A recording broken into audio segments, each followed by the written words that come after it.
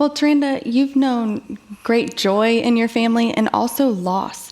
How have you cultivated gratitude throughout so much adversity? My husband passed away in 2010 after I donated a kidney to him. He developed a lung disease. His body couldn't fight. And my kids at that point were 6 years old and 2 years old. I became very angry because I felt like I had given up a part of me that didn't work, right? And should have worked because everyone said it was going to work.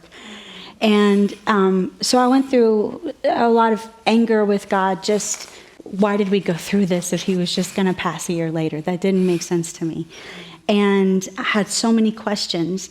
And through that process of grief and anger and trying to figure out how to be a single mom again and make a living for my kids and wake up and my best friend's not there beside me. And I was 30 years old, which I'm just 25 now. I don't know how God does that.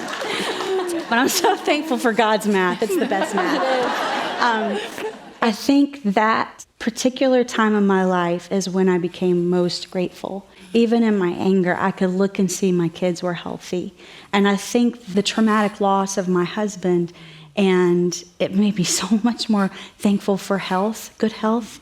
It made me so much more thankful for even taking a good breath. And what I learned from that is when something unexpected happens in your life, you can look around at the things, even if you can't feel it yet. Your heart will lie to you. Your emotions will trick you.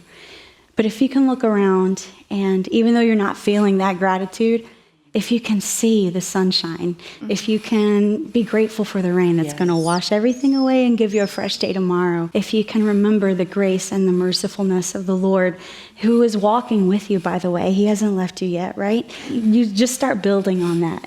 That's the main thing, is be grateful for each breath and look around and see what you still have.